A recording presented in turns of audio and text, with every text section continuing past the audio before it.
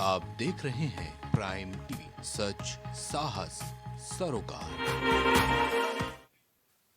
नमस्कार, आप देख रहे हैं प्राइम टीवी और मैं हूं आपके साथ मुस्कान अजमान। और आज की चर्चा होगी बजट पे, क्योंकि वित्त मंत्री सुरेश खन्ना ने 8वीं बार बजट पेश किया है और इस बार का बजट यूपी का अब तक का सबसे बड़ा बजट था और इसमें हर वर्ग को साधने की कवायद की गई है। चूंकि चुनावी साल है, जहां एक तरफ केंद्र ने हाल ही में अंतरिम बजट पेश किया, तो वहीं जिस प्रदेश से 80 सीटें लोकसभा की आती है, उस पर पूरा दारोमदार था कि आखिर कैसे पूरी 80 सीटों को साधने वाला ये बजट तैयार किया जाए।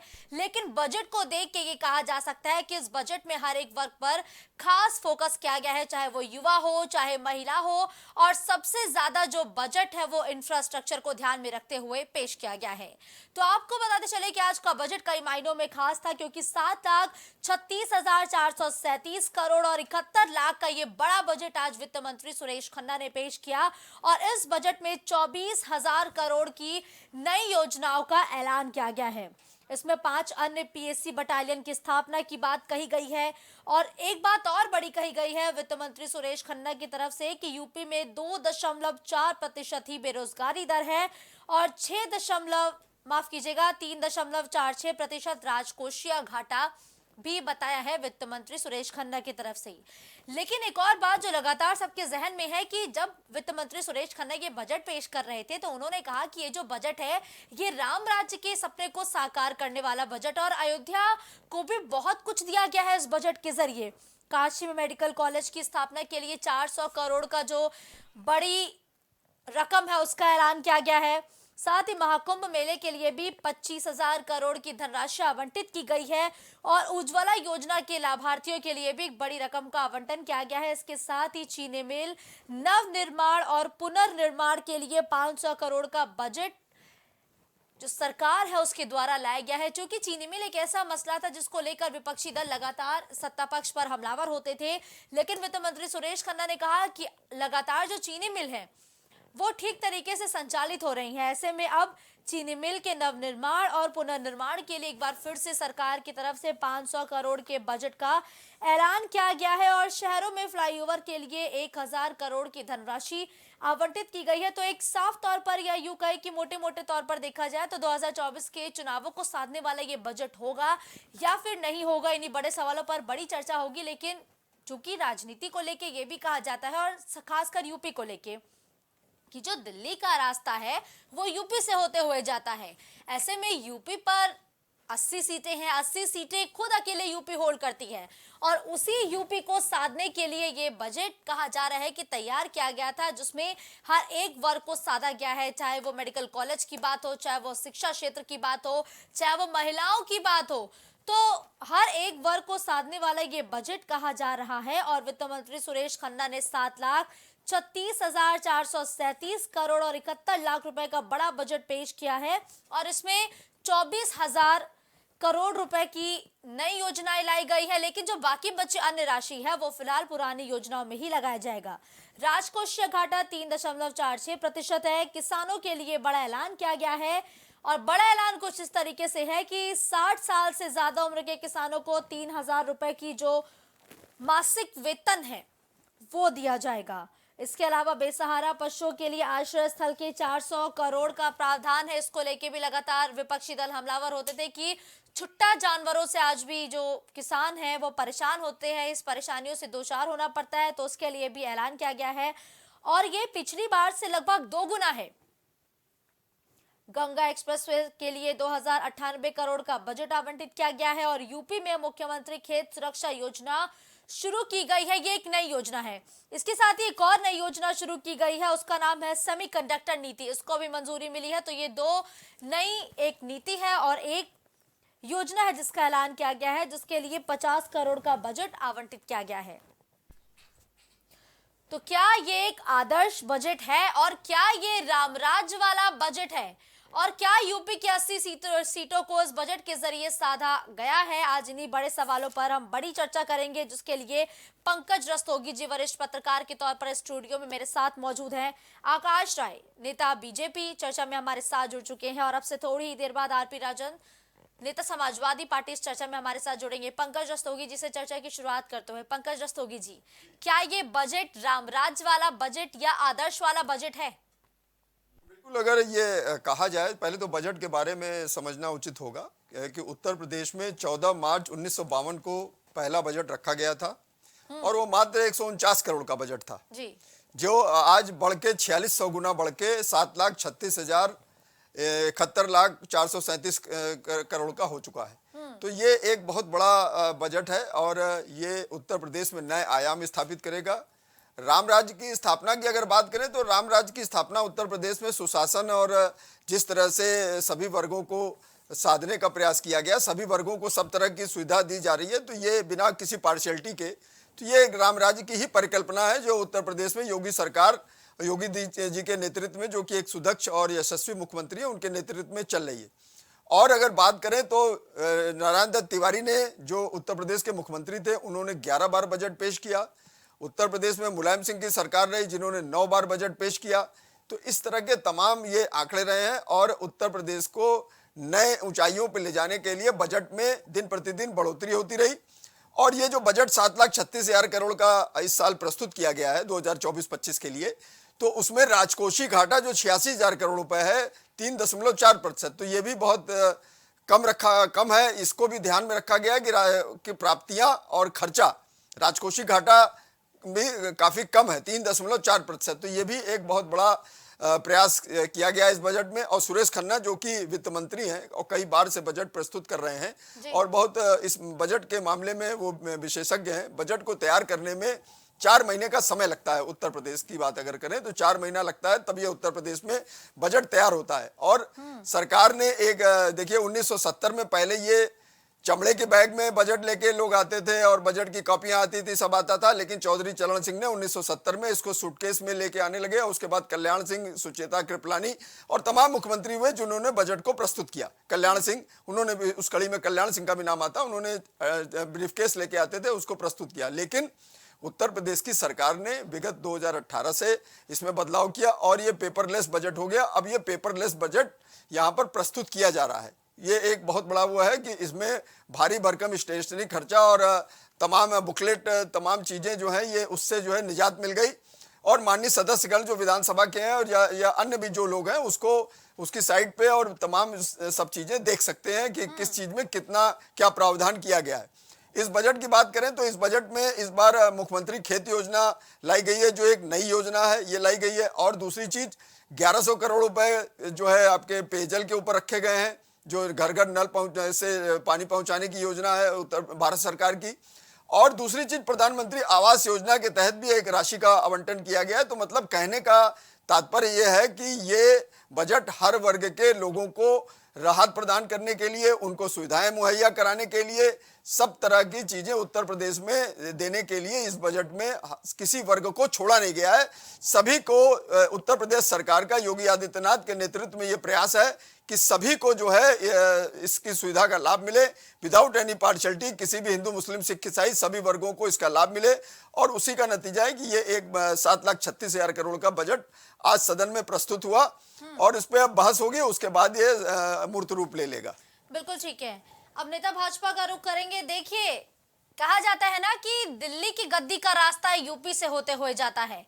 क्या 80 सीटों को इस बजट के जरिए साध लेंगे आकाश जी?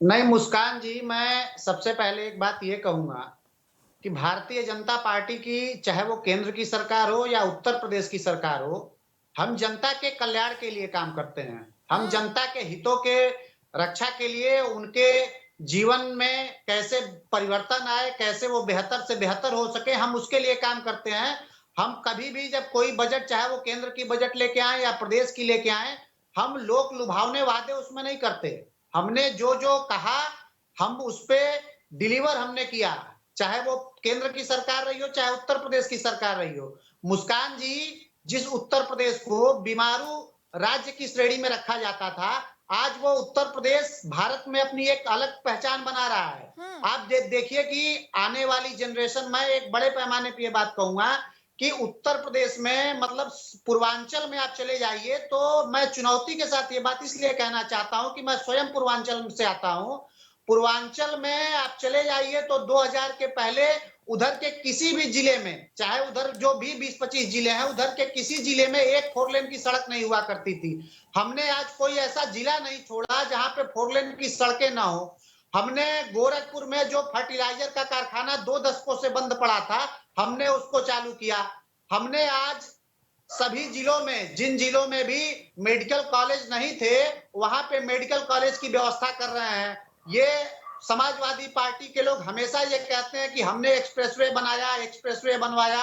एक एक्सप्रेसवे इन लोगों ने बनवाया, वो भी आधा अधूरा, उसको भी आकर हमारी सरकार ने पूरा किया। उसके अलावा पूर्वांचल एक्सप्रेसवे हमने बनाया, बुंदेलखंड एक्सप्रेसवे हमने बनाया, गंगा एक्सप्रेसवे हम बना रहे हैं, कानपुर को मेट्रो हम देने जा रहे हैं, हमने बनारस को स्टेडियम दिया, हमने गोरखपुर को स्टेडियम दिया, हम लखनऊ को एक और नया स्टेडियम देने जा रहे हैं। तो हम तो सदैव से सिर्फ और सिर्फ अपने कामों पे फोकस करते हैं और कामों को लेके जनता के बीच में जाते हैं। निश्चित तौर पे जो बजट पेश हुआ है, ये बजट उत्तर प्रदेश को भारत की नंबर 1 की अर्थव्यवस्था बनाने की ओर अग्रसर होगा और जो वादे किए गए हैं इस बजट में, वो सारे वादे भारतीय जनता पार्टी की सरकार पूरा करेगी। बिल्कुल ठीक है। आरपी राजन जी, जब आज वित्त मंत्री सुरेश खन्ना बजट पेश कर रहे थे तो उन्होंने कहा कि यूपी में महज बेरोजगारी दर 2.4% ही रह गया है, बल्कि आप लोग तो कहते हैं कि भाई यूपी में बेरोजगार ज्यादा है, लेकिन वो कह रहे हैं आंकड़े तो कुछ और है भाई, 2.4 बस। आरपी राजन जी, आवाज आ रही है आपको मेरी? जी जी जी, मेरी आवाज मिल रही है मुस्कान जी? जी बिल्कुल। सवाल आपने सुना या मैं दोहराऊं सवाल? नहीं, सुन लिया मैंने। जवाब। आदरणीय आदम गोंडी साहब ने कहा था कि तुम्हारी फाइलों में गांव का मौसम गुलाबी है, मगर ये आंकड़े झूठे हैं, ये दावा किताबी है। तो भारतीय जनता पार्टी की सरकार में, उसकी करनी और कथनी में और वर्तमान की जो स्थिति है, वो यही स्थिति है। मैं ज्यादा नहीं, ठीक थोड़ा सा पिछले साल के बजट की तरफ आपका ध्यान आकर्षण कराना चाहता हूँ। प्राइम टीवी के माध्यम से लाखों लोग देख रहे हैं। पिछले बजट, जो बजट आया, कहा गया ट्रिपल पेपरलेस बजट, इतना बड़ा बजट, इतना भारी भरकम बजट आया, ये इतने बड़ी बड़ी योजनाएं गिनाने का काम किया गया। लेकिन मुस्कान जी, आप बताएं, या भारतीय जनता पार्टी से सवाल है सीधा मेरा कि अभी ज्यादा नहीं, 3 माह पूर्व सितंबर में, अक्टूबर और सितंबर में वित्त मंत्री, केंद्रीय वित्त मंत्री निर्मला सीतारमण करूंगी, लेकिन सीधा रुक करते हैं सीएम योगी आदित्यनाथ की प्रेस कॉन्फ्रेंस की ओर, जहां बजट के पास सीधा सीएम योगी आदित्यनाथ संबोधित करते हुए नजर आ रहे हैं प्रेस कॉन्फ्रेंस के जरिए। सामान्य बजट के लिए मैं आयोजित इस प्रेस कॉन्फ्रेंस में अपनी पूरी टीम की ओर से आपका हृदय से अभिनंदन करता हूं।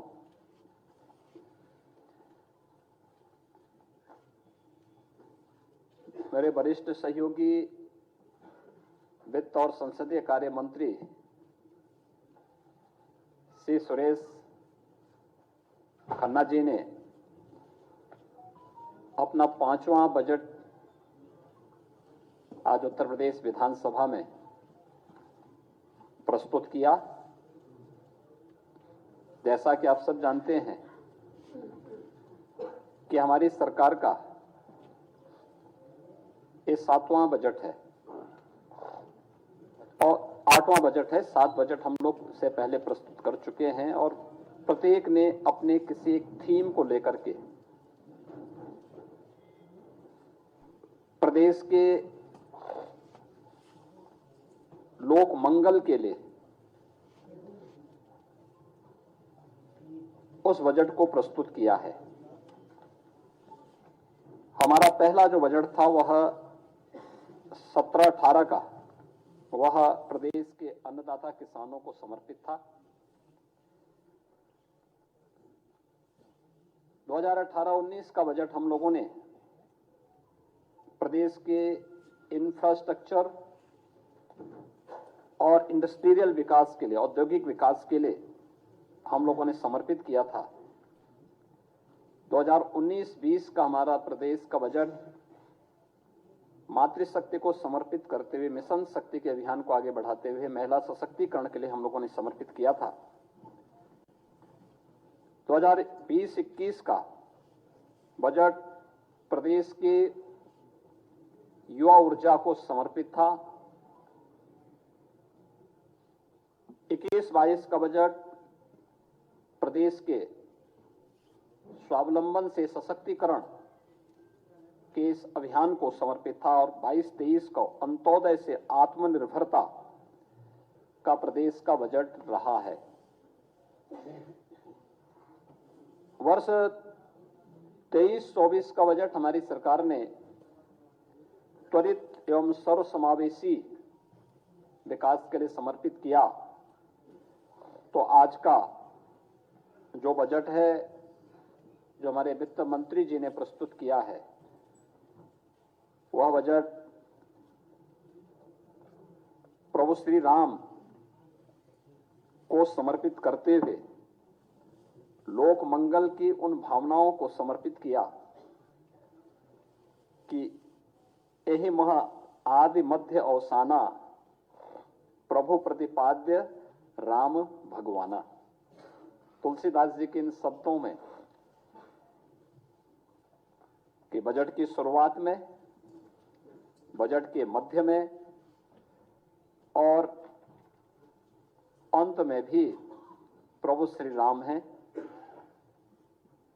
उनके विचार में, उनके संकल्प में एक एक शब्द में श्री राम हैं, क्योंकि श्री राम लोक मंगल के पर्याय हैं और यह बजट भी लोक मंगल को समर्पित करते हुए प्रदेश के समग्र और संतुलित विकास का उत्तर प्रदेश का एक आर्थिक दस्तावेज है। मैं इसके लिए वित्त मंत्री, अपर मुख्य सचिव वित्त और उनकी पूरी टीम को इस समग्र विकास और समग्र एवं संतुलित विकास की अवधारणा को सार्थक बनाने के उद्देश्य से प्रस्तुत इस बजट के लिए हृदय से बधाई देता हूं। मित्रों, हम सब जानते हैं कि आस्था, अंत्योदय और अर्थव्यवस्था को जो समर्पित हमारा आज का ये बजट है, ये अब तक का उत्तर प्रदेश का सबसे बड़ा बजट है। 7,36,437 करोड़ रुपए का ये बजट, यानी 7 लाख की सीमा को क्रॉस किया है। अगर आप देखेंगे 2023-24 की तुलना में बजट में 6.7% की वृद्धि इसमें की गई है। और अगर आप देखेंगे कि प्रदेश का जो बजट का आकार में जो बढ़ोतरी हुई है, यह बजट प्रदेश की अर्थव्यवस्था को विस्तार देने की डबल इंजन सरकार की जो प्रतिबद्धता है, आदरणीय प्रधानमंत्री जी का जो विजन है, उनके उस विजन को सबका साथ, सबका विश्वास, सबका विकास और सबका प्रयास, इन सब को समर्पित करते हुए डबल इंजन सरकार की प्रतिबद्धता को भी यह प्रस्तुत करता है। बजट में जो कुछ चीजें हैं जो हम सब के लिए बहुत महत्वपूर्ण और मायने रखती है, वह है कि पहली बार 2,03,782 करोड़ 38 लाख रुपए कैपिटल एक्सपेंडिचर के लिए बजट में प्रावधान किया गया है। यानी यह इस बात को प्रदर्शित करता है कि इंफ्रास्ट्रक्चर पे जब पैसा खर्च होगा तो वह रोजगार का सृजन भी करेगा और अर्थव्यवस्था को उतनी ही सुदृढ़ भी करेगा। हमारी सरकार प्रारंभ से ही इस बात पर ध्यान देती रही है कि हमें समग्र विकास की अवधारणा पर कार्य करना है, पिक एंड चूज नहीं। उस समग्र विकास की अवधारणा का ही परिणाम है कि आज उत्तर प्रदेश सरकार के बजट के दायरे को हम बढ़ाने में सफल हुए अगर 16-17 की तुलना में प्रदेश की जीडीपी को अगर आप देखेंगे, ये लगभग 12 साढ़े 12 लाख करोड़ रुपए की थी और अब उत्तर प्रदेश की जो हम लोग 24-25 में जीडीपी की बात करेंगे वह 25 लाख करोड़ रुपए यानी लगभग दुगनी से अधिक वह उत्तर प्रदेश की जीडीपी को बढ़ाने में सफल होगी। इसके साथ ही प्रदेश के अंदर जिन अन्य मुद्दों पर हम लोगों ने फोकस किया उसमें इस दौरान प्रति व्यक्ति आय को दोगुना करने में हमें सफलता प्राप्त हुई है। उत्तर प्रदेश जो देश की 2016-17 में छठी अर्थव्यवस्था थी, आज वह नंबर 2 की अर्थव्यवस्था देश की बन चुकी है। हम इसमें सफल इसलिए हुए क्योंकि हमने कर चोरी को रोका, रिफॉर्म किए, रेवेन्यू लीकेजेस को हर स्तर पर समाप्त करने के लिए जो भी उपाय हो सकते थे, सरकार ने, विभिन्न विभागों ने इसके लिए कार्य किया और आज उसका परिणाम है कि उत्तर प्रदेश एक रेवेन्यू सरप्लस प्रदेश बना है।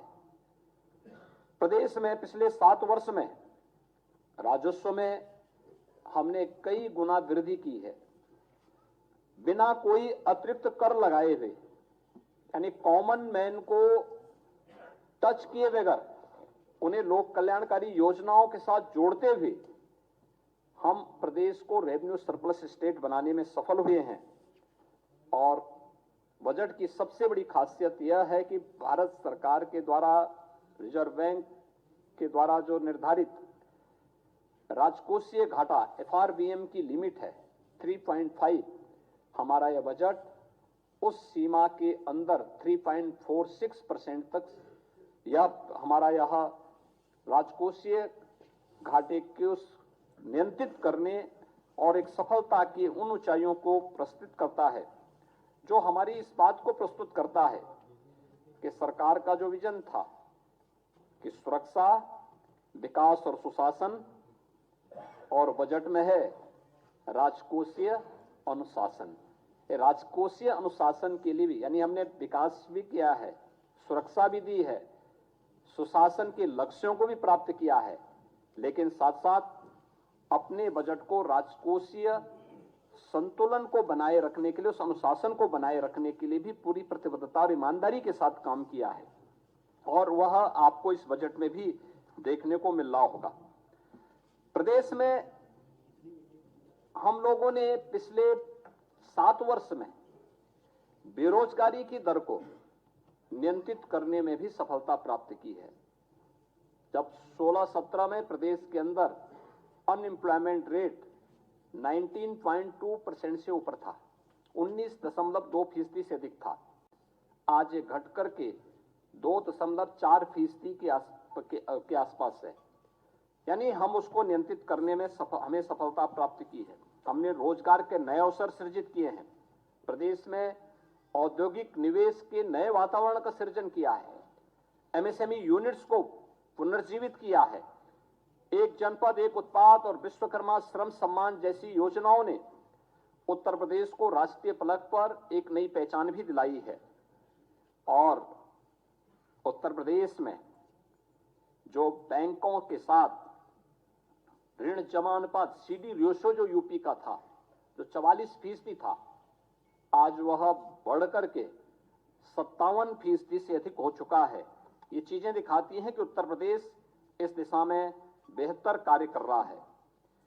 प्रदेश में गरीब कल्याण, महिला सशक्तिकरण, युवाओं के उज्जवल भविष्य और अन्नदाता किसानों की समृद्धि पर हम लोगों ने निरंतर फोकस किया है।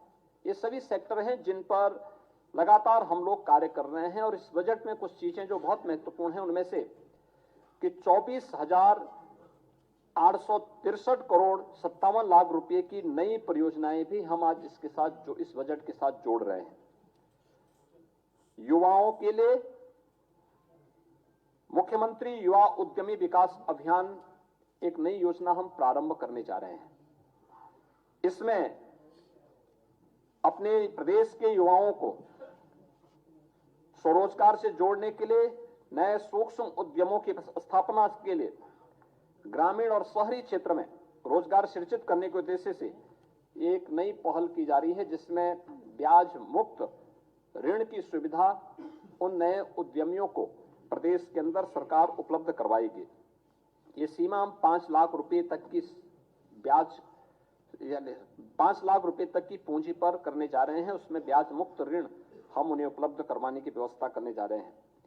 दूसरा, प्रदेश में रोजगार प्रोत्साहन कोष के गठन की कार्रवाई, जिसमें ट्रेनिंग, इंटर्नशिप और अप्रेंटिसशिप की स्कीम को वित्त पोषण की कार्रवाई के साथ हम इसके साथ जोड़ेंगे। राष्ट्रीय फैशन टेक्नोलॉजी संस्थान की स्थापना यह वाराणसी में करने और 2 मेगा राजकीय ITI की स्थापना और 69 ITI के उन्नयन का प्रस्ताव भी हम लोगों ने इसके साथ जोड़ा है। Sports science and injury centre की स्थापना की कार्रवाई भी प्रदेश में है।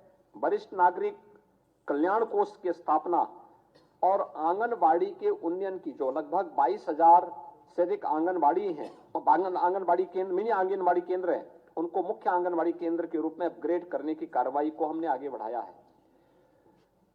प्रदेश में बुंदेलखंड औद्योगिक विकास प्राधिकरण के गठन की कार्रवाई को युद्ध स्तर पर आगे बढ़ाने के लिए भी प्रावधान किया गया है, जो लगभग 46 वर्ष के बाद प्रदेश के अंदर पहला ऐसा नया औद्योगिक शहर बनेगा, जो कानपुर और झांसी के बीच में हम लोगों ने प्रस्तावित किया है। फॉर्चून 500 कंपनियों के लिए FDI पॉलिसी के क्रियान्वयन हेतु भी हमने धनराशि की व्यवस्था की है। आगरा लखनऊ एक्सप्रेसवे को पूर्वांचल एक्सप्रेसवे के साथ जोड़ने के लिए लिंक एक्सप्रेसवे के निर्माण की कार्रवाई को भी हम लोग इस बजट में हम लोगों ने प्राथमिकता दी है। इनोवेशन एंड रिसर्च के लिए आर्टिफिशियल इंटेलिजेंस, मशीन लर्निंग और स्टेट ऑफ आर्ट टेक्नोलॉजी के प्रयोग को प्रोत्साहन देने के लिए भी हम लोगों ने यहां पर व्यवस्था दी, बजट में प्रावधान किया है।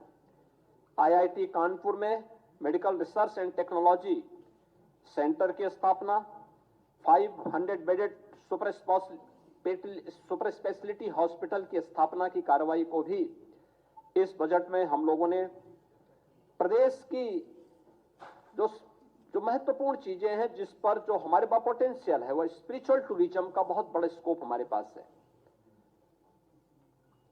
अयोध्या है, काशी है, मथुरा वृंदावन है, नैमिषारण्य है, विंध्यवासिनी धाम है, देवपाटन है, बरेली में नाथ कॉरिडोर है। इनकी थीम पर आधारित अवस्थापना विकास की कार्रवाई, प्रयागराज कुंभ के लिए अभी से प्रावधान करके उन सभी कार्यों को समयबद्ध तरीके से आगे बढ़ाने के साथ साथ कुंभ संग्रहालय की स्थापना प्रयागराज में करने और विभिन्न विकास की योजनाओं के लिए भी अभी से बजट का प्रावधान प्रयागराज कुंभ के लिए हम लोगों ने किया है। निसारनाथ गोय सांस्कृतिक केंद्र श्रृंगेरपुर के लिए, इसके अलावा आजमगढ़ में हरिहरपुर में संगीत महाविद्यालय की स्थापना और महर्षि वाल्मीकि सांस्कृतिक केंद्र चित्रकूट की स्थापना के लिए भी धनराशि की व्यवस्था की है। तो अयोध्या में अंतर्राष्ट्रीय रामायण एवं वैदिक शोध केंद्र की स्थापना के लिए भी बजट का प्रावधान इस बजट में किया गया है। कृषि हमारा एक प्राथमिक सेक्टर है यूपी जैसे राज्य में, जहां की एक बड़ी आबादी कृषि पर आधारित है।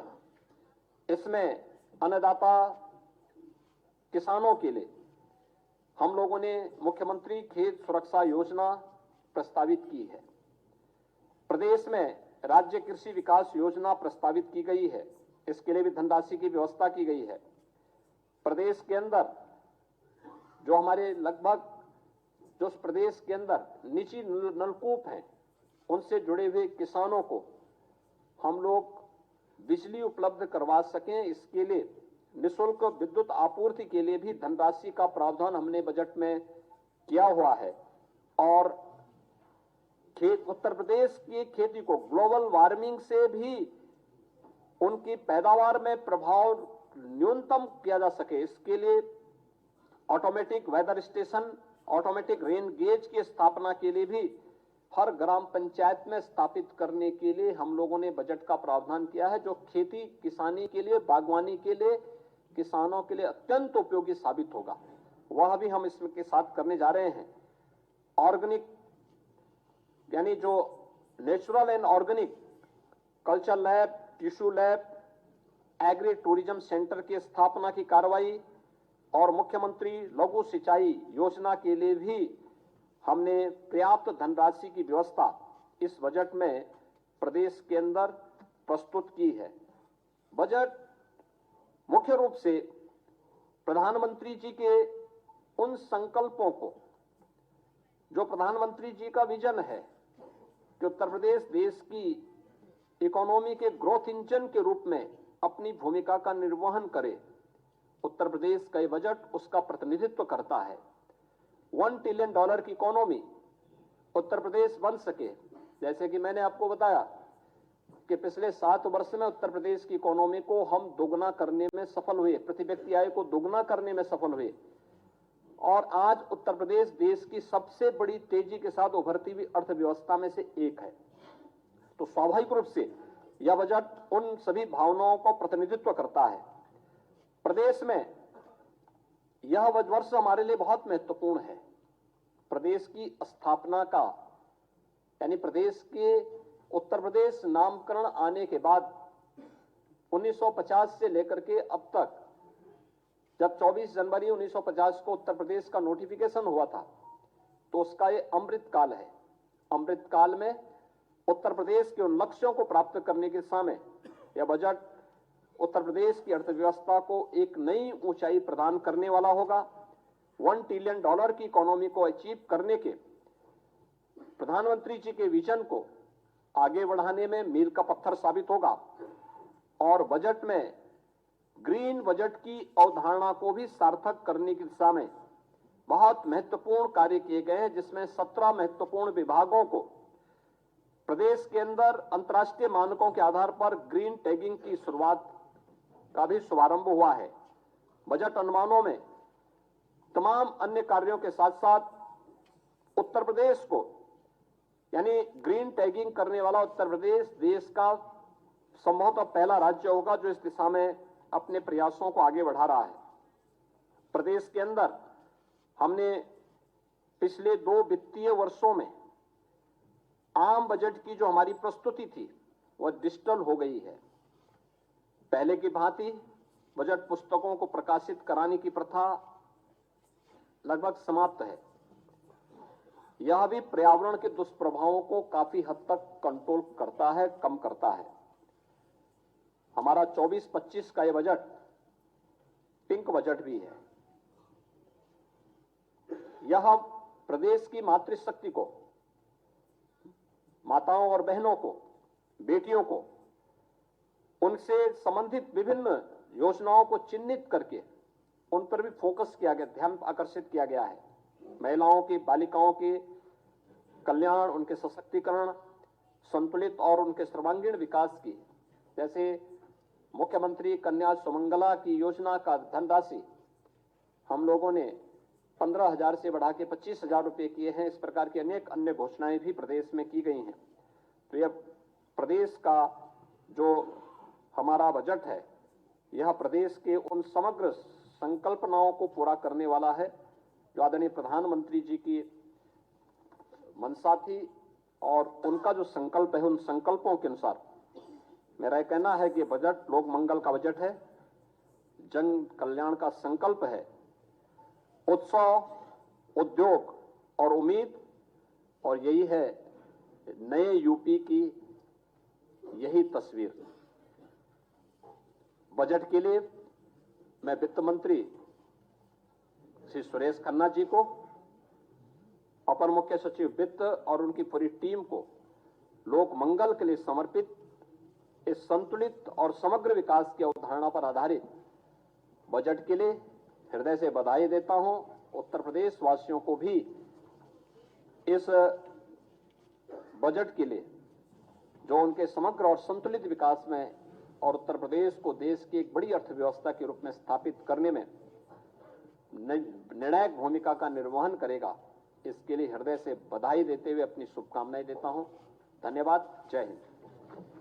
धन्यवाद माननीय मुख्यमंत्री जी। इसी के साथ ही प्रेस वार्ता समाप्त होती है और साफ तौर पर सीएम योगी की तरफ से कहा गया कि प्रभु श्री राम को समर्पित है ये आज का बजट, और 8 बजट के बारे में उन्होंने ब्यौरा दिया। सबसे पहले बताया कि जो पहला बजट था वो किसानों को समर्पित था और आज का जो बजट है ये प्रभु श्री राम को समर्पित है। इसके साथ उन्होंने वित्त मंत्री सुरेश खन्ना को बधाई दी है, उनकी टीम को बधाई दी है कि लगातार यूपी विकास के पथ पर अग्रसर है और यूपी के लिए ये जो नया बजट तैयार किया है इससे यूपी अपने 1 ट्रिलियन की जो इकोनॉमी है उसका लक्ष्य आसानी से हासिल कर लेगी। तो साफ तौर पर अभी आप सीएम योगी आदित्यनाथ को इस प्रेस कॉन्फ्रेंस के जरिए सुन रहे थे।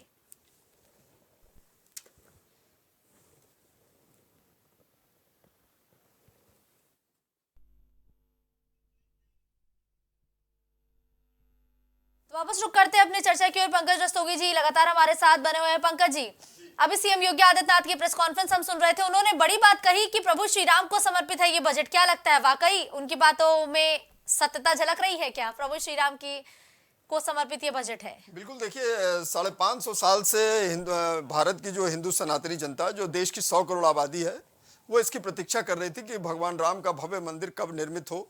और माननीय सुप्रीम कोर्ट के उच्चतम न्यायालय के निर्णय के बाद इसका पटाक्षेप हुआ और वहां पर निर्माण कार्य जारी हुआ और योगी आदित्यनाथ प्रधानमंत्री मोदी के मार्गदर्शन में इसका निर्माण हुआ। लेकिन योगी आदित्यनाथ जो उत्तर प्रदेश के यशस्वी मुख्यमंत्री हैं, उनकी बहुत बड़ी भूमिका रही इस मंदिर के निर्माण में और वो बाकायदा लगातार जब तक मंदिर का लोकार्पण हो गया था उसके बाद से वो लगे रहे और उन्होंने वहां पर राम मंदिर का निर्माण परिपूर्ण करवाया, उसमें बहुत बड़ा योगदान किया। और आज वहां आप देखें तो 13 लाख से 15 लाख लोग वहां दर्शन कर चुके हैं 22 जनवरी को प्राण प्रतिष्ठा के बाद। तो ये योगी आदित्यनाथ के सफल नेतृत्व को दर्शाता है। और उत्तर प्रदेश के बजट की बात करें तो उत्तर प्रदेश के बजट में भी अयोध्या धाम के लिए 100 करोड़ का प्रावधान किया गया है, जबकि वहां पर 31,000 करोड़ रुपए से तमाम तरह के प्रोजेक्ट हुए। तो ये भी एक बड़ी उपलब्धि है कि मतलब सरकार का फोकस वहां के ऊपर है और वहां जिस तरह से सुचारू रूप से दर्शन पूजा पाठ हो रहा है, पूरे देश से लोग आ रहे हैं। तो ये योगी आदित्यनाथ का कुशल मार्गदर्शन है कि वहां पर किसी प्रकार का कोई मिसहैपनिंग नहीं है और किसी प्रकार का कुछ नहीं, सभी लोग वहां दर्शन कर रहे हैं। टेंट सिटी में उनके रहने का इंतजाम है, खाने का इंतजाम है और वहां लोग रमणीकता पूर्वक वहां पर जाके प्रभु श्री राम जो हमारे हिंदू समाज के हिंदू संस्कृति के आराध्य हैं, उनका दर्शन पूजन हो रहा है। बिल्कुल ठीक कहा आपने। भाजपा नेता से एक कमेंट लेंगे। देखिए सीएम योगी आदित्यनाथ ने जैसा कि जिक्र किया है कि प्रभु श्री राम को समर्पित ये बजट है, क्या आधार बताया गया, किस आधार पर आप कह रहे हैं कि ये बजट प्रभु श्री राम को समर्पित है? मुस्कान जी, हम तो पहले से ये कहते आ रहे हैं कि ये तन प्रभु राम का, ये मन प्रभु राम का, तो हर क्षण बोलिए जय श्री राम की। आस प्रभु राम की, श्वास प्रभु राम की, तो हर क्षण बोलिए जय श्री राम की। लोक परलोक यही मोक्ष धाम है, तो हर क्षण बोलिए जय श्री राम की। और शासन चला है चाहे सीने पर गोलियां, परवाह नहीं कीजिए शरीर और प्राण की। आए आपदाएं विपदाएं भले कितनी, बनाएंगे हम मंदिर सौगंध श्री राम की। तो मैं ये बात इसलिए कहा हूं कि श्री रामचंद्र जी भारतीय अस्मिता के प्रतीक है। श्री रामचंद्र जी सिर्फ हिंदुओं के नहीं, सिर्फ एक किसी धर्म विशेष के नहीं, वो इस देश के प्राण हैं। उनकी जो कुछ भी, उनको क्यों आखिर मर्यादा पुरुषोत्तम अगर कहा जाता है तो उनको मर्यादा पुरुषोत्तम सिर्फ इसलिए कहा जाता है कि उन्होंने कभी भगवान होने का गुरूर नहीं किया। उन्होंने मर्यादा में रह के एक मनुष्य की तरह जीवन जिया। और अगर आज उत्तर प्रदेश में भारतीय जनता पार्टी की सरकार ने मर्यादा पुरुषोत्तम प्रभु श्री राम जी को ये बजट जो है समर्पित किया है, तो निश्चित रूप से इसके लिए उत्तर प्रदेश के मुख्यमंत्री पूज्य योगी आदित्यनाथ जी और उत्तर प्रदेश के वित्त मंत्री श्रीमान सुरेश खन्ना जी दोनों लोग बधाई के पात्र हैं। और एक बात मैं कह दूं कि अभी पत्रकार महोदय जो बैठे हुए हैं, मैं नाम शायद उनका भूल रहा हूं, उन्होंने कहा कि 100 करोड़ रुपए का अयोध्या के लिए अलग से व्यवस्था की गई है। तो निश्चित तौर पर मैं ये मानता हूं कि अभी ये शुरुआत है, सिर्फ 100 करोड़ नहीं, अयोध्या को वेटिकन सिटी और मक्का के तर्ज पर विकसित करने का प्लान उत्तर प्रदेश सरकार का है। उत्तर प्रदेश को देश की नंबर 1 की अर्थव्यवस्था बनाने का प्रोग्राम भारतीय जनता पार्टी की उत्तर प्रदेश सरकार ने बनाया है और विकास के हर फ्रंट पे हमने बाहर से इन्वेस्टर कैसे आए। एक जमाना था उत्तर प्रदेश में जब बाहर के इन्वेस्टर आना नहीं चाहते थे क्योंकि माहौल नहीं उनको मिलता था, यहाँ पे इस प्रकार का गुंडाराज हुआ करता था। तो आज हर एक फ्रंट पे, चाहे वो आध्यात्म की बात हो, विकास की बात हो, अर्थव्यवस्था की बात हो, गरीबों के लिए काम करने की बात हो, हम सोचिए कि 60 सालों के इन लोगों के कार्यकाल के बावजूद ये लोग पानी नहीं दे पाए। हम लोग अभी पानी के लिए लोगों को हर घर नल योजना के जरिए पानी पहुंचाने का काम कर रहे हैं। तो मुस्कान जी, निश्चित तौर पे ये बजट उत्तर प्रदेश की अर्थव्यवस्था के लिए और उत्तर प्रदेश वासियों के लिए एक मील का पत्थर साबित होने वाला है। आरपी राजन जी, मील का पत्थर साबित होगा ये बजट, कह रहे हैं आकाश राय साहब। मुस्कान जी, मैं फिर कहना चाहता हूँ, माननीय मुख्यमंत्री जी को भी सुन रहा था, बड़े ध्यान सुना। माननीय मुख्यमंत्री जी ने भी कहा कि युवाओं के लिए और बेरोजगारी की बात का भी उन्होंने जिक्र किया कि पिछला बजट हमारा युवाओं का था, इस बार हमारा बजट भगवान श्री राम पर जो है उनके नाम से है। लेकिन मैं एक सवाल, छोटा सा सवाल शुरुआत करता हूँ वहीं से। माननीय मुख्यमंत्री जी ने जिस तरह युवाओं की बात कही, माननीय मुख्यमंत्री जी सबसे मिल लेते हैं, उनके पास सबसे मिलने का समय है। 598 दिन हो गए हैं आज। इसी उत्तर में 70,000 शिक्षक भर्ती के घोटाले के कारण जो अभ्यर्थी लगातार 598 दिन से धरना दे रहे हैं और लगातार 25 दिन से कंसन पर हैं, वो 5 अभ्यर्थी डेली कंसन पर रहते हैं। तो आप बताइए, उनसे मिलने का समय माननीय मुख्यमंत्री जी के पास नहीं ना, सरकार के किसी मंत्री के पास है। वो इको गार्डन में लगातार 600 दिन नहीं 600 दिन हो रहा, लगातार बैठे हुए, धरने पर बैठे हुए, को किसी की सुध लेने की आवश्यकता नहीं है। शिक्षक भर्ती में जिस तरह से घोटाला करने का मैं नहीं कर रहा हूँ, ये सरकारी आंकड़े हैं। केंद्रीय पेशेवर आयोग कहा कि जो है शिक्षक भर्ती में घोटाला हुआ। माननीय मुख्यमंत्री जी ने कहा ठीक है, हम 6800 पुनः भर्ती करेंगे, लेकिन आज तक, फिर 22 का चुनाव आ गया, 22 के चुनाव के बाद कहा बाद में कर देंगे, आज तक उसको इन्होंने भर्ती करने का काम नहीं किया गया और वो शिक्षक भर्ती के अभ्यर्थी लगातार धरने पर बैठे हुए हैं। आप बताइए, माननीय मुख्यमंत्री जी ने और माननीय प्रधानमंत्री जी ने भी कहा था कि शिक्षा मित्रों को हम जल्द से जल्द समायोजित करने का काम करेंगे। 5000 शिक्षा मित्र लगभग आत्मदाह कर चुके हैं। आप 5000 शिक्षा मित्रों ने आत्मदाह कर लिया, किसी को कोई सुधे नहीं आई है। ये बेरोजगारी की बात कर रहे हैं, बेरोजगार इनके मुहाने पर बैठा है, बेरोजगार इनके मुहाने पर बैठा है। जब वही जो है अभ्यर्थी जाते हैं माननीय मुख्यमंत्री जी से मिलने के लिए, तो उनको बस में भर करके, ठेल ढकेल करके, लाठी डंडे चला करके उनको जो है इको गार्डन में ढकेल दिया जाता है। मुस्कान जी, एक छोटा सा उदाहरण, जो 100 घायल, आपकी क्या सहायता कर सकती हूँ?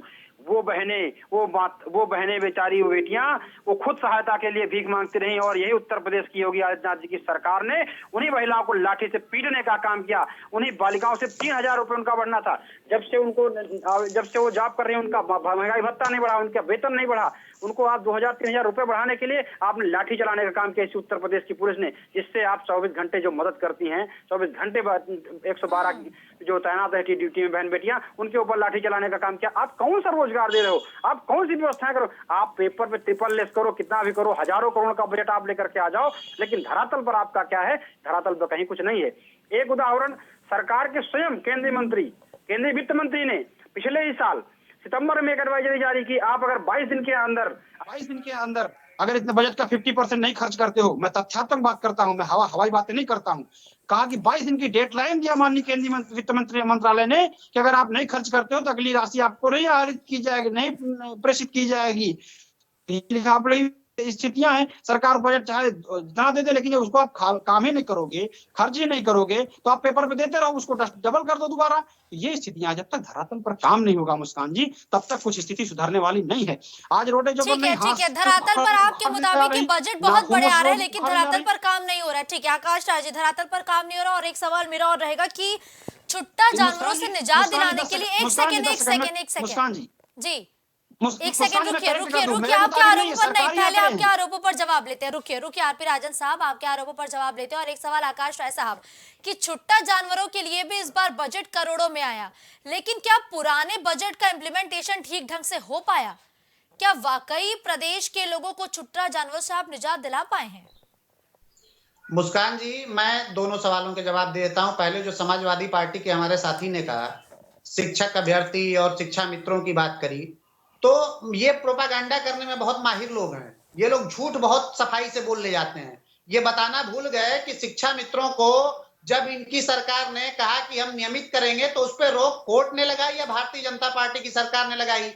ये रोक कोर्ट के द्वारा लगाई गई, पहली बात। दूसरी बात, शिक्षा मित्रों का मानदेय सबसे ज्यादा अगर किसी ने बढ़ाया तो वो उत्तर प्रदेश में भारतीय जनता पार्टी की योगी आदित्यनाथ जी की सरकार ने बढ़ाया।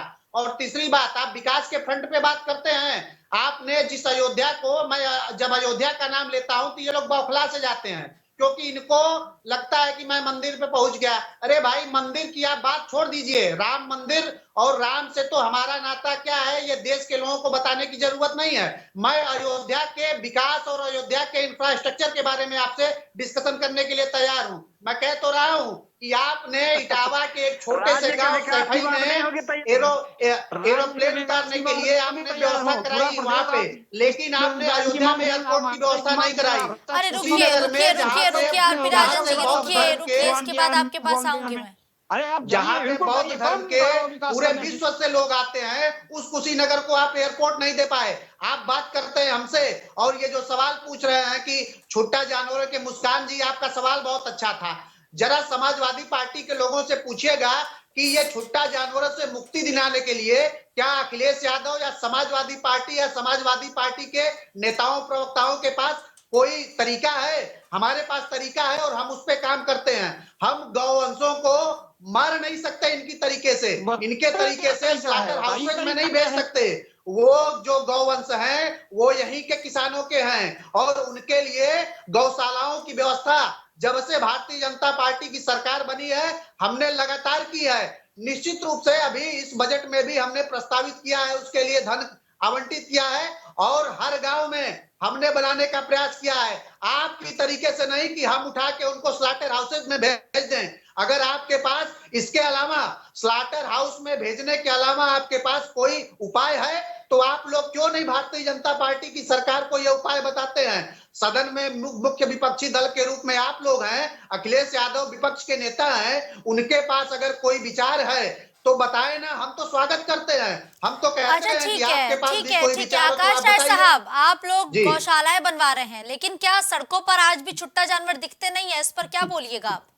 नहीं, निश्चित तौर पे मैं मान रहा हूं मुस्कान जी, आपके इस सवाल में बिल्कुल सत्यता है, इसमें कोई शक नहीं है, ये समस्या है। लेकिन 2017 से पहले आप देखेंगे कि कहीं ये लोग नहीं दिखते थे। उसका कारण सिर्फ ये होता था कि ये सारे के सारे जानवरों को ये लोग कटने के लिए भेज देते थे।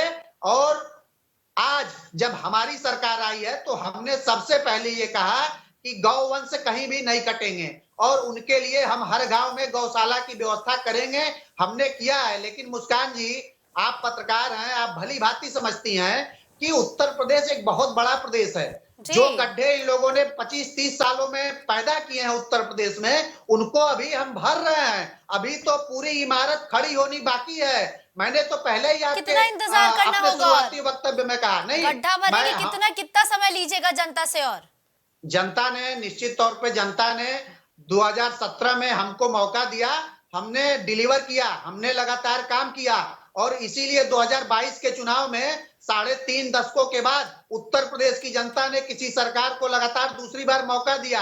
ये हमारे कामों पे उनका विश्वास था। उन्होंने हमें अवसर दिया है कि जो कुछ चीजें बच गई थी उनको और आप बेहतर करिए। और निश्चित तौर पे ये सरकार गरीबों को समर्पित सरकार है। ये सरकार, चाहे उत्तर प्रदेश की भारतीय जनता पार्टी की सरकार की बात करिए या हमारी केंद्र की सरकार की बात करिए, हमारी सरकार सबसे पहली प्राथमिकता अगर किसी को लेके है तो वो गरीबों के लिए समर्पित सरकार है, और हमने काम करके दिखाया है। ठीक है। पंकज रस्तोगी साहब, आज एक बड़ा बजट तो पेश किया गया, इतिहास का अभी तक का यूपी का सबसे बड़ा बजट था जी। अच्छा, 10 सेकंड में आप अपनी बातों को रखिए। जी जी जी बिल्कुल, आप बोलिए, फिर मैं पंकज रस्तोगी जी का मुस्कान जी जरा इनसे मेरे सवाल का जवाब जरूर ले लीजिएगा कि गौवंशों को स्लॉटर हाउसेज में भेजने के अलावा चलिए ठीक है, उन्होंने सुन लिया, वो जवाब देंगे जी। पार्टी के प्रवक्ता पहले अपनी केंद्र सरकार की और राज्य सरकार की स्थितियों को समझ लें, तब उसके बाद जवाब दें। इनकी सरकार के केंद्र सरकार का मंत्रालय क्या कह रहा है, सरकार की और इनके कहने में ही विरोधाभास है। तो जब इनको यही नहीं पता, इनको इसी बात का ज्ञान नहीं कि सरकार क्या करी, आप बताइए ना। आपने कहा था स्मार्ट सिटी देंगे, एक स्मार्ट सिटी का नाम बता दीजिए। आप बता दीजिए। अरे रुकिए, ऐसे नहीं रुकिए। आप जब मेट्रो सिटी, जब आपने मेट्रो चलाने की बात की, समाजवादी की सरकार में जब मेट्रो चली, उसके बाद एक स्टेशन बढ़ाया हो, बता दीजिए किस शहर को आपने मेट्रो दे दिया, बता दीजिए आपने किस शहर को आपने मेट्रो देने का काम किया है। आपने बात रोडों की, रोडों को लोग नाखून से उतार रहे हैं, आपके विधायक लात मार करके जो आपके साथ बैठे हुए हैं पैर लात मार करके दिखा रहे हैं सरकार में स्थिति हुई है। जब ये विधायक बता रहा है कि ये स्थिति हुई है, तो उससे ज्यादा क्या हो सकता है। सत्ता में बैठे सत्ता पक्ष के विधायक जब बोल रहे हैं कि रोड इस तरह से उखड़ जा रही है, विरोध कर रहे हैं, तो हम तो विपक्ष के, हमारे ऊपर तो आप आरोप ही लगा दोगे। तो आपको पता ही नहीं कि आपके यहाँ क्या चल रहा है, जब आपको जानकारी ही नहीं है, आप विरोधाभास। मैं सरकारी आंकड़ों की बात करता हूँ मुस्कान जी, मैंने नहीं, ये मेरे नहीं, मैंने जो आपको तथ्य दिए वो सरकारी आंकड़ों के तथ्य दिए। हमने तथ्यात्मक बात कही है, हम कोई हवाई बात नहीं करते हैं। उसका जवाब भारतीय जनता पार्टी के पास नहीं है, उस पर बात करने के लिए भारतीय जनता पार्टी के पास जवाब नहीं है। बेरोजगारी का आंकड़ा उत्तर प्रदेश बता रहे हैं, सबसे ज्यादा बेरोजगारी आज उत्तर प्रदेश में है। महिलाओं के अभी 4 दिन पूर्व का एनसीआरबी का आंकड़ा आप देख लीजिए। महिलाओं के उत्तर प्रदेश में अपराध की 7% इजाफा हुआ कि नहीं हुआ। एनसीआरबी के आंकड़े करें, सरकारी आंकड़े, कोई हमारे आंकड़े तो है नहीं।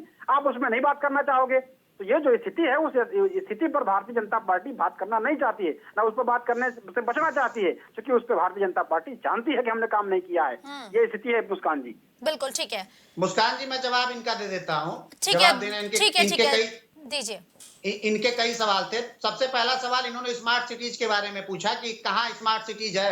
मैं कह तो रहा हूँ कि समाजवादी पार्टी के लोग जब जाना नहीं चाहेंगे, जब देखना नहीं चाहेंगे, तो उन्हें दिखेगा कैसे। आप चलो ना अयोध्या, आप चलो ना गोरखपुर, आप चलो ना बनारस, हम दिखाते हैं कि स्मार्ट सिटी क्या होती है। और दूसरी बात जो आपने कहा मेट्रो की बात, तो मुस्कान जी आप भी ये बेहतर तरीके से जानती हैं, आप भी लखनऊ में रहती हैं, कि इन्होंने जो लखनऊ को मेट्रो दी थी वो आधी अधूरी मेट्रो थी, उसको भी भारतीय जनता पार्टी की सरकार ने पूरा किया।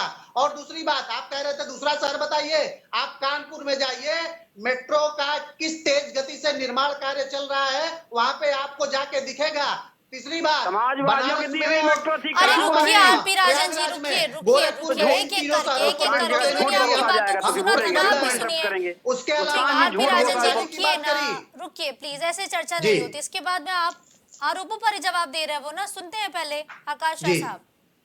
मैं वही कह रहा हूं कि ये सुनना नहीं चाहते, ये लोग प्रोपागेंडा करने में माहिर हैं। जब मैं जवाब दे रहा हूं, मैं इनके बीच में इंटरप्ट नहीं कर रहा था, इन्होंने सारे सवाल पूछे, तो धैर्य पूर्वक कम से कम जवाब भी तो सुनिए। आप साहब, आप जवाब सुनने की क्षमता रखिए। आप लोग अयोध्या कभी जाना नहीं चाहते हैं, तो आपको वहां कैसे दिखेगा कि वहां एयरपोर्ट बना है, वहां कैसे कैसे 4 लेन की सड़कें बन रही हैं, वहां इंफ्रास्ट्रक्चर को लेके कैसे काम हो रहा है, अयोध्या में कैसे मेडिकल कॉलेज इसी सरकार ने बना दिया। आप बताइए कि जिस मतलब मैं कह रहा हूं ना कि राम जी की नगरी जहां पे राम जी का जन्म हुआ, उसको आपने, मंदिर की तो बात आप अलग कर दीजिए, आपने विकास के पैमाने में भी पीछे रखा। आपने कोई विकास का कार्य नहीं किया। आप अयोध्या को एक ढंग का बस स्टेशन नहीं दे पाए साहब। हमने तो बस स्टेशन के साथ साथ रेलवे स्टेशन, एयरपोर्ट दिया, मेडिकल कॉलेज दिया। उसके अलावा अभी इस बजट में भी 100 करोड़ का प्रावधान किया है। और मैंने तो पहले ही अपने वक्तव्य में कहा कि अयोध्या को वेटिकन सिटी और मक्का की तर्ज पर डेवलप करने का काम करेंगे। आज बेरोजगारी की दर उत्तर प्रदेश में आधी हो गई है, फिर भी आप कहते हैं कि बेरोजगार हैं। तो उत्तर प्रदेश की जनता बेरोजगार नहीं, बेरोजगार समाजवादी पार्टी के लोग हो गए हैं, क्योंकि इनको नकार दिया है जनता ने। इनकी गुंडागर्दी से आजीज होकर नकारा है। आप लोगों ने सिर्फ और सिर्फ उत्तर प्रदेश में अपराध बढ़ाने का काम किया, काम कभी नहीं किया। अगर काम किया होता तो आज आपको विपक्ष में बैठ के बंगले नहीं झांकने पड़ते। मुस्कान जी तो ठीक है, देखिए एक बार 2024-25 के बजट की बड़ी बातें क्या रही, ग्राफिक्स के जरिए दिखाते हैं कि टैबलेट और लैपटॉप के लिए 4000 करोड़ की जो व्यवस्था है वो भी की गई है। ये 24 और 25 के बजट को हम आपको दिखा रहे हैं, तो तकरीबन 7.36 लाख करोड़ से ज्यादा का बजट पेश किया गया। और इस बजट में 24,000 करोड़ की नई योजनाएं लाई गई है। तो 24,000 करोड़ रुपए बस नई योजनाओं पर महज खर्च किया गया है। और राजकोषीय घाटा जो है वो 3.46 प्रतिशत पर लाया गया है। शहरों में फ्लाईओवर निर्माण के लिए 500 करोड़ की जो धनराशि है वो आवंटित की गई है। इसके साथ ही वाराणसी में मेडिकल कॉलेज की स्थापना के लिए 400 करोड़ रुपए आवंटित किए गए हैं। तो लगातार हर एक क्षेत्र को कुछ न कुछ सौगात दी गई है। सेमीकंडक्टर्स नीति को मंजूरी दी गई है। पहली बार इस नीति को यूपी में मंजूरी मिली है और इस नीति को मंजूरी देने वाला यूपी अब पहला राज्य बन चुका है और 5 पीएसी नई बटालियन की स्थापना करने का भी निर्णय लिया गया है और टैबलेट और लैपटॉप के लिए 4000 करोड़ की व्यवस्था यूपी सरकार के द्वारा उस बजट में की गई है। तो ये है कुछ बड़ी बातें 2024 और 25 के बजट में। क्या कुछ खास रहा, किस तरीके से हर एक वर्ग को साधा गया है, क्या योजनाएं मिली, कितना बड़ा बजट था, इन सभी पहलुओं को ग्राफिक्स के जरिए हमने जाना समझा। अब सीधा चर्चा का एक बार फिर से रुख करेंगे। पंकज रस्तोगी जी भी लगातार हमारे साथ बने हैं। पंकज जी, अगर हम पिछले बजट पर गौर करें और पिछले और इस बजट में बहुत अंतर है, अमाउंट की बात करें तो भी और इंफ्रास्ट्रक्चर को भी इस बजट में खास तरजीह दी गई है। कुछ ऐसी बात इस बजट की जो पिछले बजट से इसको अलग बना रही हो? देखिए, पिछला बजट जो था वो 6,90,000 करोड़ का था और इसमें 6.5% की वृद्धि करते हुए 7,36,000 करोड़ का ये नया बजट इस वर्ष 2024-25 के लिए प्रस्तुत किया है। और इसमें इंफ्रास्ट्रक्चर पे मेन जोर दिया गया है कि इंफ्रास्ट्रक्चर उत्तर प्रदेश में कैसे डेवलप हो, और इंफ्रास्ट्रक्चर डेवलप होगा तो निश्चित रूप से मान के चलिए कि रोजगार के नए संसाधन बनेंगे। इंफ्रास्ट्रक्चर से बहुत लोग ग्रॉस लेवल से लेके ऊपर तक तमाम लोग इससे जुड़ते हैं, तो ये एक बहुत बड़ा फैक्टर होगा। और अगर रोजगार की बात करें, बेरोजगारी की बात करें, तो जो 2.46% की बेरोजगारी उत्तर प्रदेश सरकार ने दी है, तो पहली बात यह समझ लेना चाहिए कि बेरोजगारी सिर्फ सरकारी नौकरी देने से नहीं होता है और कि सरकारी नौकरी मिल गई तो बेरोजगारी खत्म हो गई। लोगों को रोजगार मुहैया कराना और लोगों को क्या नाम प्रधानमंत्री ये मुद्रा लोन के द्वारा लोन के दिए गए तमाम इस तरह के दिए गए जिससे लोग अपने को आत्मनिर्भर बना सकें, लोगों को रोजगार दे सकें, इस तरह के तमाम संसाधन किए गए जिसका एडॉप्टेशन उत्तर प्रदेश में हुआ है। तो इससे इनकार नहीं किया जा सकता है। हल्ला मचाने से नहीं होगा। समाजवादी पार्टी जिस तरह का कृत्य करती है, समाजवादी पार्टी का शासन हमने पिछले वर्षों में भी देखा है। विगत उनके कार्यकाल में मुलायम सिंह के मुख्यमंत्री थे, उस समय 3 मर्डर रोज का एवरेज था, डेली 3 मर्डर होते थे। बनारस की मैं बात कर रहा हूँ, पूर्वांचल से हम लोग भी बिलोंग करते हैं, पर डे 3 मर्डर का रोज का एवरेज होता था और उसमें कोई सुनवाई नहीं होती थी और उसके बाद जो है ये चलता रहता था। उसका नतीजा क्या रहता था? दोबारा इनकी सरकार, समाजवादी पार्टी की सरकार दोबारा पलट के नहीं आती थी।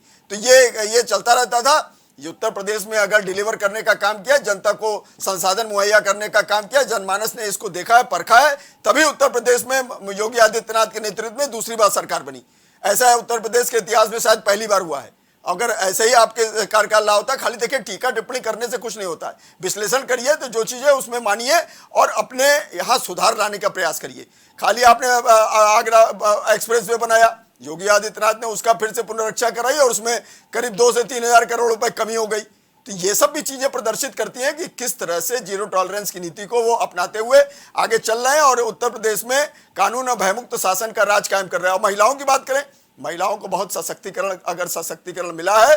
तो ये उत्तर प्रदेश की योगी आदित्यनाथ, उत्तर प्रदेश चूंकि बड़ा राज्य है, 16 इस समय करीब वोटर 15 करोड़ 8 लाख वोटर थे, जो अभी 26 लाख बढ़ के इस समय वर्तमान में 15 करोड़ 34 लाख वोटर करीब हो गए। तो उत्तर प्रदेश में 8 करोड़ पुरुष और 7 करोड़ महिलाएं हैं। तो ये सब कार्य जो है उत्तर प्रदेश की सरकार निरंतर महिलाओं के सशक्तिकरण के लिए कर रही है, उनके लिए तमाम इस तरह भयमुक्त शासन बना रही है।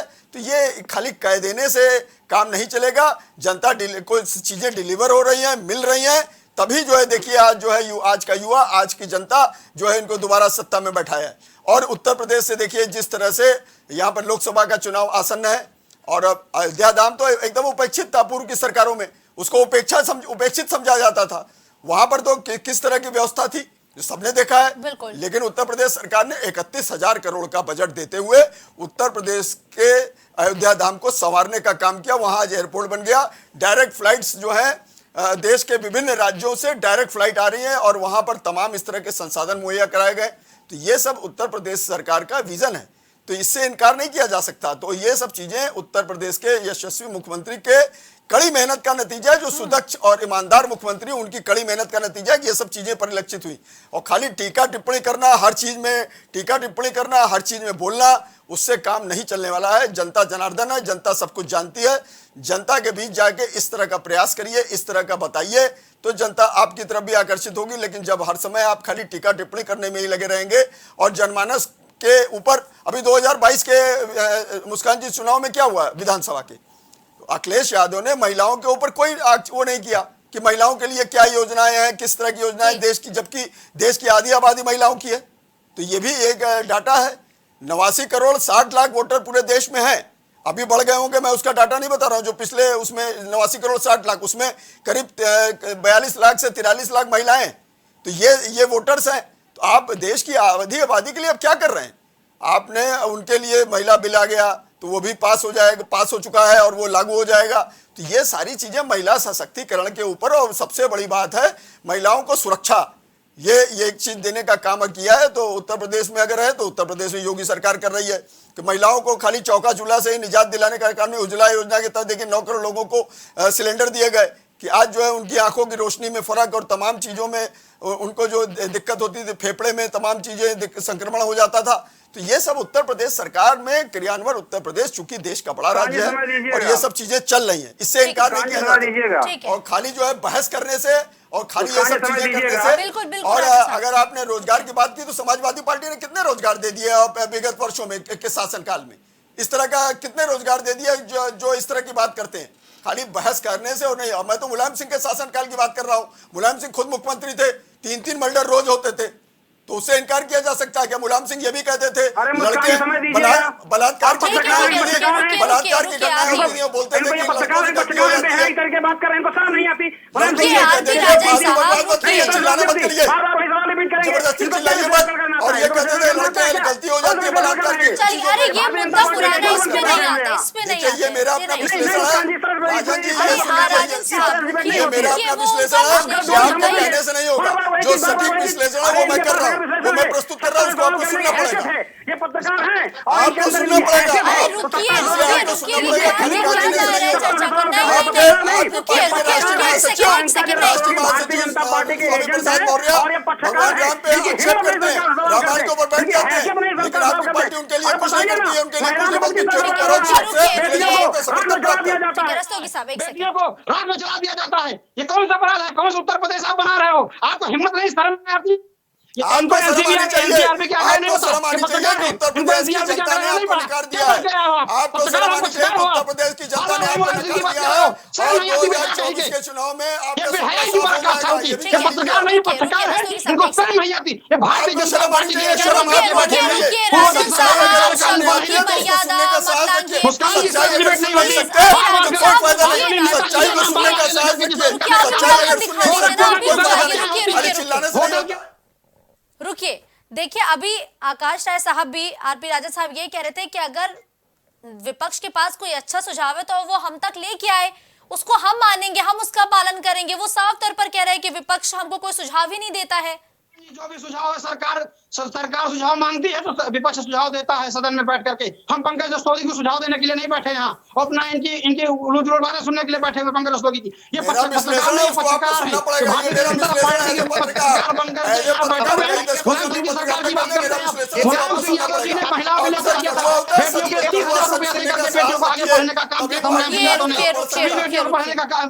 के लिए काम किया था, उसमें से आज बेटियां बढ़ी हुई हैं। आपको नहीं दिखता? बेबी रानी मौर्य कौन है? उत्तर प्रदेश सरकार में मंत्री हैं, पूर्व गवर्नर हैं। उन्होंने कहा 5 बजे के बाद महिलाएं निकल नहीं सकती घरों से। इनको सरकार के मंत्रियों के आगे बयान नहीं समझ में आते। ये पत्रकार बनकर के बैठे हुए हैं, इनको शर्म नहीं आती कि ये विश्लेषण करेंगे? पत्रकार नहीं, राय साहब एक सेकंड, पंकज रस्तोगी जी, एक मिनट, नहीं, सुनिए राजन साहब, एक सेकंड राजन साहब प्लीज। पंकज रस्तोगी जी एक मिनट नहीं, देखिए ये चर्चा का तरीका नहीं होता है। पहली बात, एक सेकंड राजन साहब एक सेकंड मैं बैठी हूँ ना यहाँ पे, आप मेरी बात तो सुनिए। मैं रुका हूँ, आपकी बात पर रुका हूँ, लेकिन मैं रुका हूं मुस्कान जी, लेकिन जिस तरह से बातें पंकज जी लगातार वही बात, चार एक डिबेट में 4 बार 3 हत्याएं नेताजी की सरकार में 3 हत्या बता रही है। आज उत्तर प्रदेश में गोरखपुर में रोज हत्या हो रही। कांग्रेस की पुलिस राजधानी में कम्युनिस्ट की पुलिस घर में घुस के मार देती है।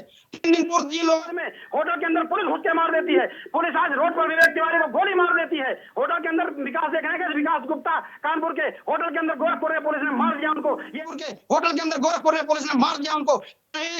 चूंकि इनकी हिम्मत नहीं, सरकार डरते हैं, इनकी हिम्मत नहीं है सरकार से सवाल कर देने की, इनकी हैसियत नहीं है, ये पत्रकार नहीं है पत्रकार हैं। आरपी राजन जी, शब्दों की मर्यादा नहीं लांघी जाएगी और ना मैं इसे बर्दाश्त करने वाली हूँ। आरपी राजन जी बिल्कुल नहीं, बिल्कुल नहीं, बिल्कुल नहीं। मतलब अगर हम एक सेकेंड, राजन साहब रुकिए, मेरी बात आप सुनिए। अगर हम बीजेपी से पत्रकार सवाल पूछे, एक सेकेंड रस्तोगी साहब रुकिए। टमाटर की मुसीबत चल रही थी, तमाम नेशनल चैनल्स में डिबेट करके सरकार को इस ओर, उत्तर प्रदेश सरकार को इस ओर पक्ष लाने का काम किया कि टमाटर, आए दिन अनुराग भदौरिया डिबेट्स में टमाटर लेके बैठते थे। हम लोगों ने उसका प्रयास किया और उसके लिए सरकार को इंगित किया कि आप जो है अन्य प्रदेशों से टमाटर मंगाइए जहां सस्ता टमाटर मिल रहा है। सरकार ने उसको देखा, सरकार ने उसके लिए क्रियान्वयन किया और 50 रुपए 90 रुपए से 50 रुपए किलो टमाटर का लोगों को पक्षकार है। और ये राजन जी, रस्तोगी जी, गुजारिश है मेरी आपसे, मेरी आप राजन जी प्लीज गुजारिश है मेरी आपसे, ऐसे नहीं देखिए, जनता ऐसे नहीं सुनेगी ना। ये आप लोग का चुनावी मंच नहीं है। इंटरप्शन नहीं चाहिए मुझे, नहीं देखिए ये चुनावी मंच नहीं है, नहीं यहाँ पे कोई चुनावी शिगुफा जनता लेगी। देखिए चर्चा बजट पर बात करें ना। अच्छा आकाश राय साहब, कहा गया कि महिला सुरक्षा, एक सेकेंड राजन जी, हाँ बिल्कुल, इसके बाद मैं आपका रुख करूंगी सीधा। आकाश राय साहब, आरोपों पर तो जवाब दीजिएगा, लेकिन अभी मुखर होकर ये जिक्र किया गया कि महिलाएं सुरक्षित है। जरा आंकड़ा बताएंगे कि लखनऊ में जितने चौराहों पर सीसीटीवी लगे उनमें से चलते कितने हैं? कोई डेटा रखा है आपने? सीसीटीवी लगवा देना सुरक्षा में, सदन के अंदर उस पर एक ब्यौरा दे देना कितने सीसीटीवी लगवाए हमने, लेकिन उसमें से चलते कितने हैं? नहीं देखिए, उस पे आपने जो सवाल पूछा है कि सीसीटीवी चलते हैं कितने हैं, तो अगर आप इस विषय की बात हमसे करती तो मैं एक एक डिटेल आपको ला के दे देता, लेकिन सारे के सारे अब कहीं पे भी 2-4 अनफंक्शनल हो सकते हैं, लेकिन जितने लगे हैं उसमें से मैक्सिमम फंक्शनल है, मैक्सिमम काम करते हैं। पहली बात। दूसरी बात, मुस्कान जी, इन्होंने सुरक्षा की बात की, अपराध की बात की। उत्तर प्रदेश में अरे कौन लोग बात कर रहे हैं अपराध की? वो लोग जो लोग पत्रकारों को जिंदा जलाया करते थे, वो मुख्यमंत्री जो नीरज मिश्रा का सर कटवा के मंगवाते थे मुख्यमंत्री आवास में, वो कन्नौज के लोग भूल गए क्या? और आप अपराध की बात करते हैं। आज उत्तर प्रदेश में जो आने वाली जनरेशन है, जो आने वाली पीढ़ी है, उसको ये पता नहीं कि कर्फ्यू क्या होता है। उसने कर्फ्यू शब्द सिर्फ डिक्शनरी में पढ़ा है, लेकिन हमने बचपन में आप लोगों के कुशासन में झेला है। हर तीसरे दिन किसी ना किसी जिले में कर्फ्यू लगता था, वो दिन भूला नहीं है उत्तर प्रदेश के लोगों ने। आज आप जब बात करते हैं ये ना अपराध के बारे में, तो जब जनता सुनती है तो वो मतलब अपना सर पकड़ लेती है। उनको लगता है कि ये कौन लोग बात कर रहे हैं। हमारे यहाँ पूर्वांचल में एक कहावत कही जाती है कि सूख तो सूख चलनियो हक है, वही दशा आप लोगों की है। अपराध के बारे में कोई बात करने का कोई नैतिक अधिकार आपको नहीं है। और ऐसा मैं इसलिए कह रहा हूं कि जितने भी माफिया थे उन सबको संरक्षित करने का काम समाजवादी पार्टी के लोगों ने किया, चाहे वो मऊ में मुख्तार अंसारी रहा हो, चाहे अतीक अहमद रहा हो, चाहे आजम खान रहे हो, चाहे जो भी माफिया हो। मैं किसी सिर्फ जाति धर्म की बात नहीं करता।